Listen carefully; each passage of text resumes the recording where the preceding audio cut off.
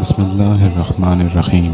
السلام علیکم دوستوں، آج ہم جس معاشرے میں رہ رہے ہیں اس میں اگر آپ معاشرے میں رائج غیر شرعی طور طریقوں کے خلاف لوگوں کو قرآن یعنی کہ اللہ تعالیٰ کا حکم بتاتے ہیں یا قرآن کے مطابق ان کو نصیحت کرتے ہیں تو وہ برا مان جاتے ہیں، خاص طور پر وہ لوگ جو کسی نہ کسی درجے میں مسلک، فرقوں، جماعتوں اور گروہوں میں بٹے ہوئے ہیں۔ حالانکہ پچھلی کچھ ویڈیوز میں قرآنی احکامات کے ذریعے واضح کیا جا چکا ہے کہ اللہ تعالیٰ گروہ بندی اور فرقہ بندی کے سخت خلاف ہیں۔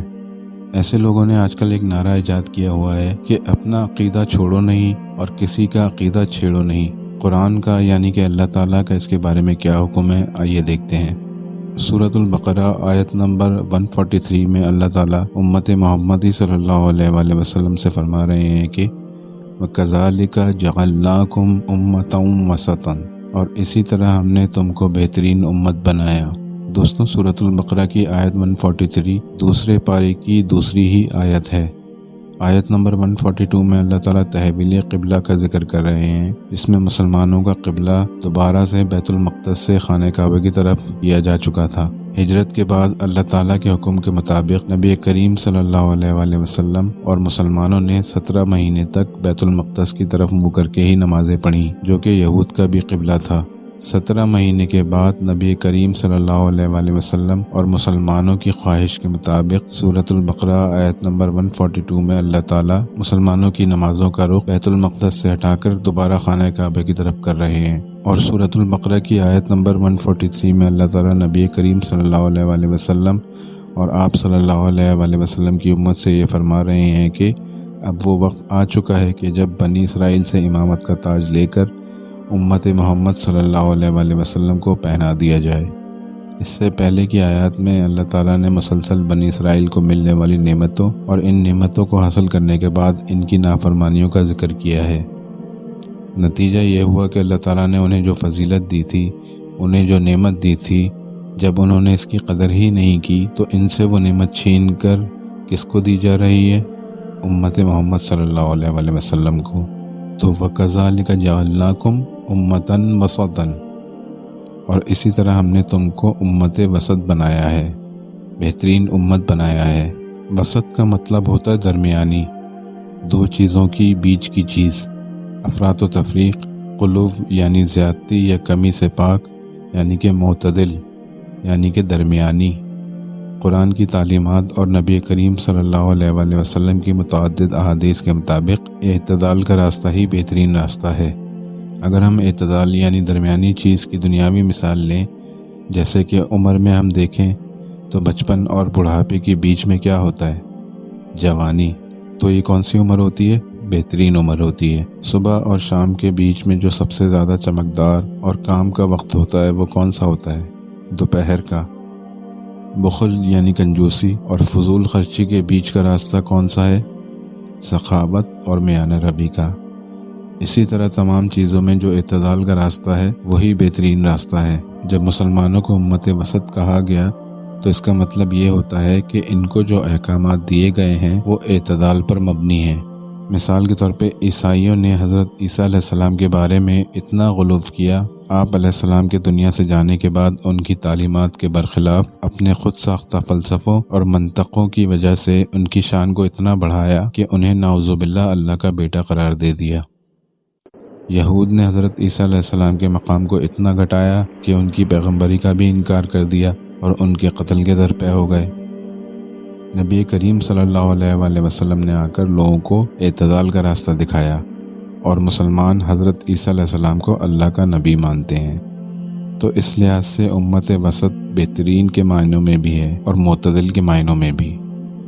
بہترین جب بنے گی کہ جب امت محمدی اپنی اس ذمہ داری کو پورا کرے گی جس کے لیے اللہ تعالیٰ نے اس کو پیدا فرمایا۔ سورہ آل عمران آیت نمبر 110 میں اللہ تعالیٰ مسلمانوں سے فرما رہے ہیں کہ کنتم خیر امت اخرجت للناس تأمرون بالمعروف وتنہون عن المنکر وتؤمنون باللہ۔ مسلمانوں، تم وہ بہترین امت ہو جو لوگوں کے فائدے کے لیے پیدا کی گئی ہو۔ تم نیکی کی تلقین کرتے ہو اور برائیوں سے روکتے ہو اور اللہ پر ایمان رکھتے ہو۔ اور سورۃ البقرہ آیت نمبر 143 میں اللہ تعالیٰ مسلمانوں سے فرما رہے ہیں وَكَذَلِكَ جَعَلْنَاكُمْ أُمَّةً وَسَطًا، اور اسی طرح ہم نے تم کو بہترین امت بنایا لِتَكُونُوا شُهَدَاءَ عَلَى النَّاسِ، تاکہ تم لوگوں پر گواہ بنو، وَيَكُونَ الرَّسُولُ عَلَيْكُمْ شَهِيدًا، اور رسول تم پر گواہ بنے۔ اس کے دو معنی کیے جاتے ہیں۔ ایک معنی تو یہ ہے کہ اللہ تعالیٰ نے بنی اسرائیل سے امامت کا تاج واپس لینے کے بعد آپ صلی اللہ علیہ وآلہ وسلم کی امت یعنی امت محمدی صلی اللہ علیہ وآلہ وسلم کو اس لیے پہنایا ہے تاکہ یہ امت اللہ اور بندوں کے درمیان ایک ذریعہ بن جائے۔ جو کام پہلے پیغمبر کیا کرتے تھے وہ کام اب یہ امت کرے۔ پیغمبروں کا کام کیا ہوتا تھا کہ وہ لوگوں کو اللہ سے جوڑتے تھے، لوگوں کو اللہ کی ذات سے انٹروڈیوس کراتے تھے، وہ اللہ اور لوگوں کے درمیان کنیکشن قائم کرتے تھے۔ اب پیغمبروں کا سلسلہ ختم ہونے کے بعد لوگوں کو اللہ سے جوڑنے کا کام یہ امت کرے گی۔ اب سارے انسانوں کو اللہ کی طرف یہ امت بلائے گی۔ اس امت کا ہر شخص بلائے گا، اور کس کے طریقے پر بلائے گا؟ اپنے نبی یعنی کہ نبی کریم صلی اللہ علیہ وآلہ وسلم کے طریقے کے مطابق۔ اور آپ صلی اللہ علیہ وآلہ وسلم کا طریقہ کیا تھا؟ آپ صلی اللہ علیہ وآلہ وسلم لوگوں کو قرآن کے ذریعے آپ صلی اللہ علیہ وآلہ وسلم پر اتارے گئے اللہ کے کلام کے ذریعے بلاتے تھے۔ لِتَكُونُوا شُهَدَاءَ عَلَى النَّاسِ، ہم نے تم کو یہ اعزاز اس لیے بخشا کہ تم انسانوں کی ہدایت کا کام کرو گے تاکہ تم انسانوں پر گواہ بنو۔ وَيَكُونَ الرَّسُولُ عَلَيْكُمْ شَهِيدًا، اور رسول تم پر گواہی دیں، یعنی قیامت کے دن تمہاری شفاعت کریں اور تم پر گواہ بن جائیں۔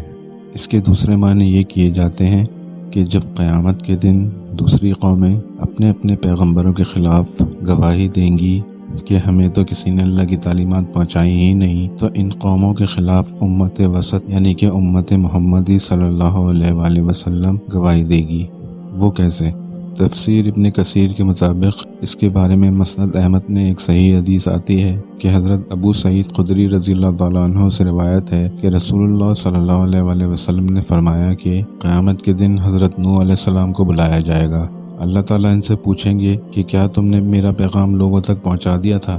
وہ کہیں گے جی ہاں۔ پھر آپ علیہ السلام کی امت سے پوچھا جائے گا کہ کیا نوح علیہ السلام نے تم تک میرا پیغام پہنچا دیا تھا؟ وہ کہیں گے کہ ہمارے پاس تو کوئی ڈرانے والا آیا ہی نہ تھا۔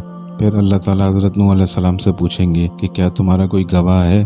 وہ کہیں گے کہ محمد صلی اللہ علیہ وآلہ وسلم۔ پھر اس امت کے لوگ گواہی دیں گے کہ یقیناً نوح علیہ السلام نے پیغام پہنچا دیا تھا، اور پھر رسول صلی اللہ علیہ وآلہ وسلم اپنی امت پر گواہ بنیں گے۔ یعنی قیامت کے دن جب دوسری قومیں اپنے اپنے پیغمبروں کو جھٹلائیں گی تو ہم مسلمان ان پیغمبروں کے حق میں اور ان قوموں کے خلاف گواہی دیں گے۔ اب سوال یہ پیدا ہوتا ہے کہ ہم تو حضرت نوح علیہ السلام کے وقت میں موجود ہی نہ تھے، تو ہم کیسے جواب دیں گے؟ اس کا جواب یہ ہے کہ ہمارے پاس وہ کتاب موجود ہے جس میں 1400 سال سے کوئی تبدیلی نہیں آئی۔ اس میں ان تمام باتوں کا ذکر ہے کہ کس طرح پیغمبر آئے، انہوں نے لوگوں کو تعلیمات دیں، پھر کس طرح قوموں نے ان کا انکار کر دیا۔ یعنی گواہی کے لیے علم کا ہونا ضروری ہے، یعنی ہم علم کی بنیاد پر گواہی دیں گے۔ مگر ہم علم کی بنیاد پر گواہی دے کیسے سکتے ہیں؟ ہم نے تو آج تک قرآن پاک سمجھ کر پڑھنے کی کوشش ہی نہیں کی۔ ہم نے تو محض علماء اور مشائخ کی تعلیمات اور تقاریر کو ہی اپنے لیے کافی سمجھ لیا تھا، اور قرآن کو محض اپنی بیٹیوں کو قرآن کے سائے میں رخصت کرنے کے لیے، اس پر ہاتھ رکھ کر قسمیں کھانے کے لیے، اس کو تعویذ بنا کر گلے میں پہننے کے لیے، اور صرف ثواب کی نیت سے قرآن خوانی کروانے کے لیے ہی استعمال کرنا شروع کر دیا تھا۔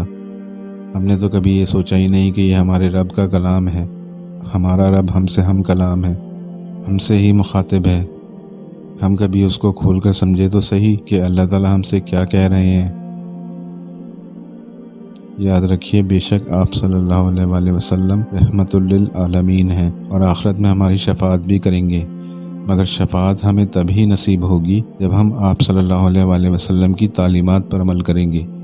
آپ صلی اللہ علیہ وآلہ وسلم سے محبت کے زبانی کلامی دعووں اور صرف نعتوں کی محفل ارینج کرنے سے بات نہیں بنے گی۔ آپ صلی اللہ علیہ وآلہ وسلم کی واضح اور صحیح احادیث موجود ہیں جس میں نبی کریم صلی اللہ علیہ وآلہ وسلم ہدایت یافتہ صرف قرآن سے جڑے رہنے والوں کو کہہ کر گئے ہیں، اور آپ صلی اللہ علیہ وآلہ وسلم کی زبانی ہی اللہ تعالیٰ آپ صلی اللہ علیہ وآلہ وسلم کی امت یعنی کہ ہمیں سورۃ الفرقان آیت نمبر 30 میں یہ پیغام دے رہے ہیں کہ وقال الرسول یا ربی ان قوم اتخذوا ھذا القرآن مہجورا، رسول صلی اللہ علیہ وآلہ وسلم اللہ تعالیٰ سے ہماری شکایت کریں گے کہ یا رب میری اس قوم نے قرآن کو چھوڑ رکھا تھا، ہم نے کیوں چھوڑ رکھا تھا؟ یہ کہہ کر کہ آج کے دور میں تو اس پر عمل ہو ہی نہیں سکتا، یا پھر ہمارے پاس ٹائم ہی نہیں ہے اور دوسرے بہت سے کام ہیں، یا پھر فرقہ وارانہ تعصب میں مبتلا ہو کر اور چیزوں پر فوکس زیادہ کیا، اور وہ اللہ جس کا ہم پر ہمارے ماں باپ سے بھی زیادہ حق ہے، اس کی کتاب کو چھوڑ دیا۔ ان باتوں پر محنت زیادہ کی جس سے ہم اپنی جماعت، اپنے گروہ، اپنے فرقے اور اپنے مسلک کو زیادہ مضبوط کریں، اور وہ کام کیے جس کو قرآن نے منع فرمایا ہے، اور اللہ کی کتاب جس سے جڑے رہنے کی رسول صلی اللہ علیہ وآلہ وسلم وصیت کر کے گئے تھے، اس کے لیے ٹائم ہی نہیں نکالا، اور رسول صلی اللہ علیہ وآلہ وسلم کی وصیت اور نصیحت کو اہمیت ہی نہ دی۔ یاد رکھیے، رسول صلی اللہ علیہ وآلہ وسلم کی شفاعت بھی ہے اور کچھ لوگوں کے خلاف گواہی بھی ہے۔ شفاعت صرف ان لوگوں کے لیے ہے جو اس شفاعت کے لائق ہوں گے اور جنہوں نے آپ صلی اللہ علیہ وآلہ وسلم کی تعلیمات پر عمل کیا ہوگا اور قرآن سمجھ کر پڑھا ہوگا، اور آپ صلی اللہ علیہ وآلہ وسلم کی گواہی ان لوگوں کے خلاف جائے گی جو اس کے مستحق ہوں گے، جنہوں نے آپ صلی اللہ علیہ وآلہ وسلم کی وصیت نہ مانی اور جنہوں نے قرآن کو کبھی سمجھا ہی نہیں۔ اب ہم اپنے آپ کو دیکھ لیں کہ ہم کس چیز کے مستحق ہیں۔ کیا ہم آپ صلی اللہ علیہ وآلہ وسلم کے نقش قدم پر چل رہے ہیں؟ آپ صلی اللہ علیہ وآلہ وسلم کا اتباع کر رہے ہیں؟ آپ صلی اللہ علیہ وآلہ وسلم کی پیروی کر رہے ہیں کہ آپ صلی اللہ علیہ وآلہ وسلم ہماری قیامت کے دن شفاعت کریں، ہماری گواہی دیں؟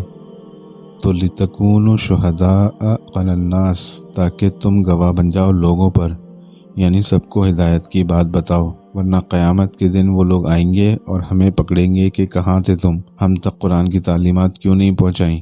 آج جو انسان دنیا میں کفر میں، شرک میں، جہالت کے اندھیروں میں مبتلا ہے، اس کے پاس تو حق نہیں پہنچا۔ قیامت کے دن وہ لوگ ہمیں پکڑ لیں گے کہ یا اللہ انہوں نے ہمیں کچھ بتایا ہی نہیں، یہ خود ہی قرآن پڑھتے رہے اور حق کو صرف اپنی ذات تک ہی محدود رکھا۔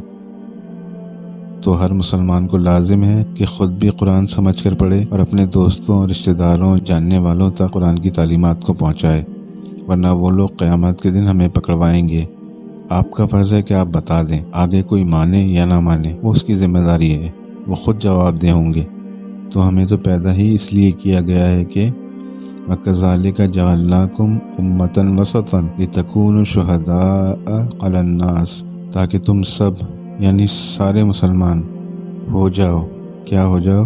شہداء علی الناس، لوگوں پر گواہ، وَيَكُونَ الرَّسُولُ عَلَيْكُمْ شَهِيدًا، اور تم رسول صلی اللہ علیہ وآلہ وسلم کے سامنے بھی سرخرو ہو جاؤ کہ آپ صلی اللہ علیہ وآلہ وسلم نے جو علم ہم تک پہنچایا تھا، جو قرآن ہم تک پہنچایا تھا، جو کتاب ہمیں پہنچائی تھی، اور جس بات کی آپ صلی اللہ علیہ وآلہ وسلم سختی سے وصیت کر کے گئے تھے، وہ کتاب ہم دوسروں تک پہنچا رہے ہیں۔ تو دوستو، جو مسلمان خود ہی ایجاد کردہ نعروں پر عمل پیرا ہیں، یعنی اپنا عقیدہ چھوڑو نہیں اور کسی کا عقیدہ چھیڑو نہیں، اس کا جواب ہمیں قرآن کیا دے رہا ہے یہ ہم پر اچھی طرح واضح ہو چکا ہے۔ اللہ تعالیٰ سے دعا ہے کہ اللہ تعالیٰ ہم سب کو ہدایت عطا فرمائے۔ جزاکم اللہ خیر۔ دوستوں، قرآن پاک اور صحیح احادیث کی روشنی میں آپ یقیناً حق پہچان چکے ہوں گے۔ اگر آپ کو یہ ویڈیو پسند آئی ہو تو اس ویڈیو کو لائک کیجئے اور چینل کو سبسکرائب کریں، اور دوستوں کو بھی اس ویڈیو کے ذریعے قرآن کی حقیقتوں سے آگاہ کیجئے اور شیئر کیجئے۔ آپ اپنی رائے کا اظہار کمنٹ سیکشن میں ضرور کیجئے گا۔ میرا نام ہے نور الرحمان اور آپ دیکھ رہے ہیں چینل دا قرآنک ٹریجرز۔ میں ملوں گا قرآن کے کچھ مزید حقائق اور انٹرسٹنگ فیکٹس کے ساتھ ایک نئی ویڈیو میں۔ اپنا بہت سارا خیال رکھیے گا۔ Thanks for watching this video. اللہ حافظ اور فی امان اللہ۔